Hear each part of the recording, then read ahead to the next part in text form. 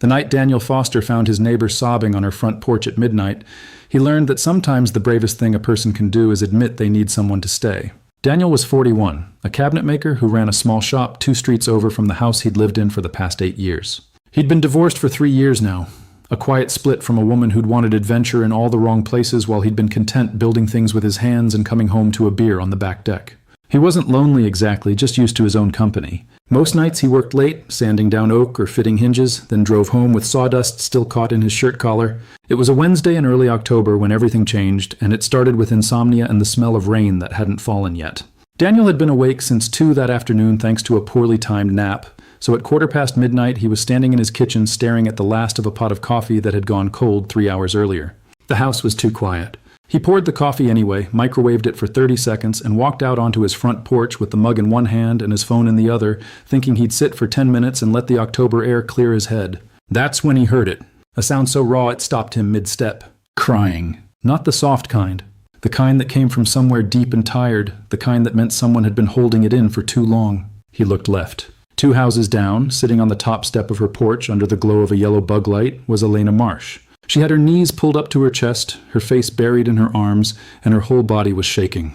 Daniel had spoken to her maybe 6 times in the 2 years she'd lived there. She was a high school art teacher, maybe 37 or 38, who kept to herself and had a laugh he'd heard once over her back fence that sounded like it didn't get used enough. She wore paint-streaked jeans most weekends and drove a small gray sedan that had a dent in the passenger door she never got fixed. Right now she looked like the world had finally asked for more than she had left to give. Daniel set his coffee down on the porch railing. He should go inside. This wasn't his business.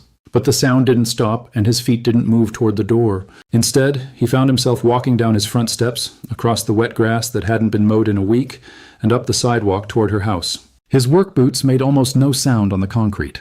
When he reached the bottom of her porch steps, he stopped. She hadn't looked up. He cleared his throat gently. Elena. Her head snapped up. Her eyes were red and swollen, mascara smudged down both cheeks, and her hair was falling out of a bun that had given up hours ago. She stared at him like she'd been caught doing something illegal. For a second, neither of them spoke. Then she wiped at her face with the sleeve of an oversized gray sweater and let out a sound that was half laugh, half sob. God. Perfect. Of course someone saw this. Daniel climbed 2 steps and sat down beside her, leaving a foot of space between them. He didn't ask if she was okay. The question would have been insulting. You want me to leave? He asked. She shook her head, still not looking at him. I don't know what I want. Fair enough. They sat in silence for a moment. Somewhere down the street a dog barked twice and went quiet.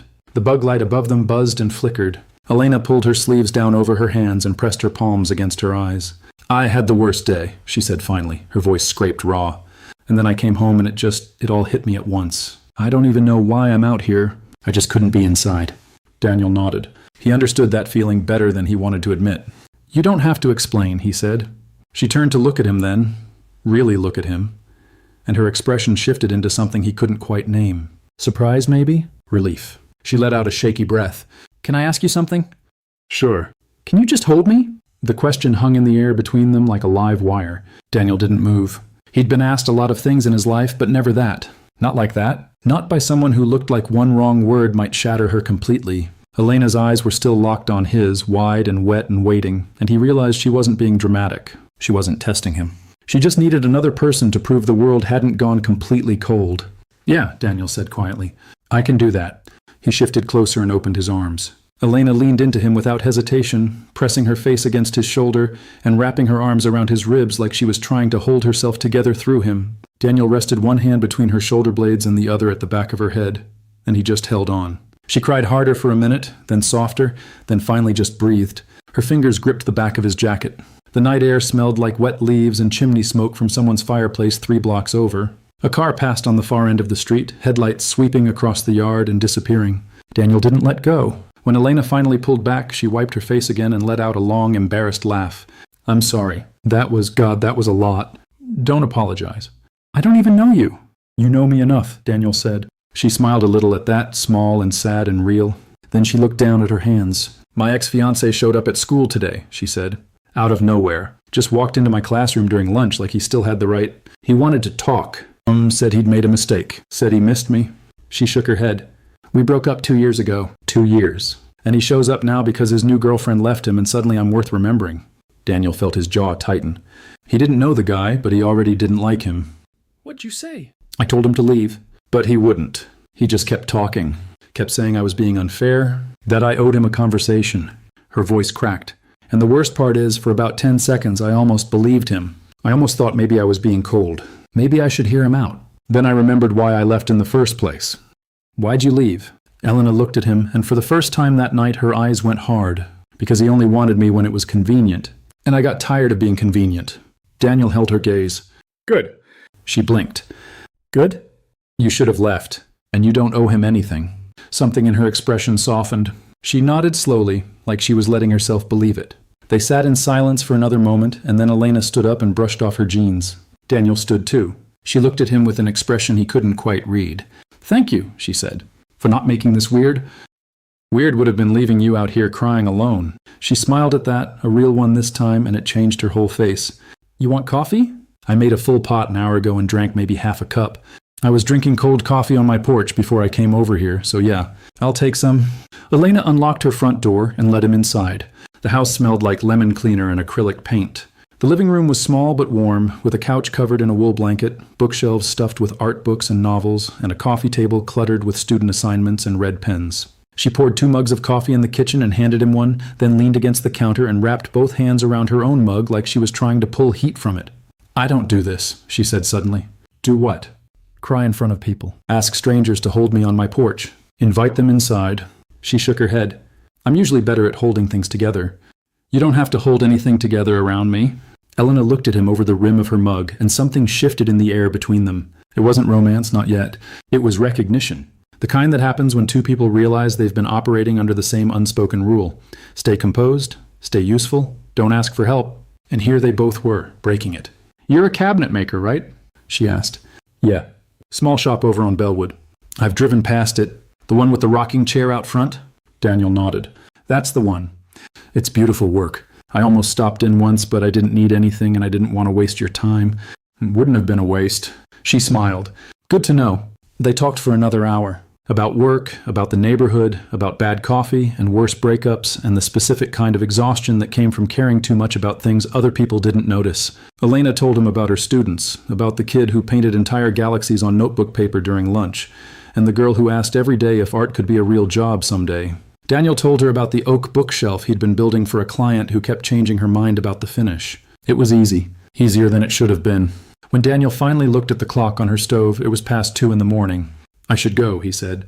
Elena walked him to the door. She looked tired, but the rawness from earlier had dulled into something softer. She leaned against the doorframe and crossed her arms. Thank you, she said again. Really, I don't know what I would have done if you hadn't. You would have been fine, Daniel said. You're tougher than you think. She tilted her head. How do you know? Because you didn't call him back. Elena's smile came slow, but it stayed. No, I didn't. Daniel stepped off the porch and turned back. If you ever need to not be alone, I'm 2 houses down. I'll remember that. He walked home under a sky that had finally started to spit rain, and when he looked back, Elena was still standing in the doorway, watching him go. 3 days later, Elena knocked on Daniel's door with a loaf of banana bread wrapped in foil and an apology for the other night that he didn't let her finish. A week after that, Daniel brought over a cutting board he'd made from walnut scraps and told her it was payment for the coffee. 2 weeks after that, they were sitting on her back porch with beers and a terrible movie playing on her laptop, and Elena was laughing so hard at his commentary she nearly spilled her drink. Somewhere in the middle of all that, something shifted. The space between them got smaller. The silences got easier. And one night in late November, when Elena was showing Daniel a painting her student had made and her hand brushed his, she didn't pull away. Neither did he. Can I ask you something? She said, her voice quieter now. Always. Are you trying not to kiss me? Daniel looked at her. She was smiling, but her eyes were serious. Waiting. He set his beer down on the porch railing and turned to face her fully. Yeah, he said. I was. Why? Because I didn't want to assume, and I didn't want to mess this up. Elena stepped closer. What if I told you that you wouldn't be? Then I'd probably stop trying not to. She kissed him first. Soft and sure and exactly right. Daniel's hand found the small of her back, and hers slid up to his shoulder, and for the first time in 3 years, he felt like he wasn't just going through the motions. When they pulled apart, Elena rested her forehead against his and smiled. For the record, she said, I'm not made of glass. Good to know. 6 months later, Daniel asked Elena to marry him in her kitchen while she was grading papers and he was fixing the cabinet hinge she'd been meaning to get to for a year. She said yes before he even finished the question. They got married in her backyard under string lights with 20 people who mattered and no one who didn't. The night of the wedding, Elena stood on the same porch where Daniel had found her crying and pulled him close. "You know what's funny?" she said. What? "I almost didn't come outside that night. I almost stayed inside and just let it eat me alive." Daniel kissed her forehead. "I'm glad you didn't." "Me too." "Oh, what would you have done if you'd found your neighbor crying alone at midnight?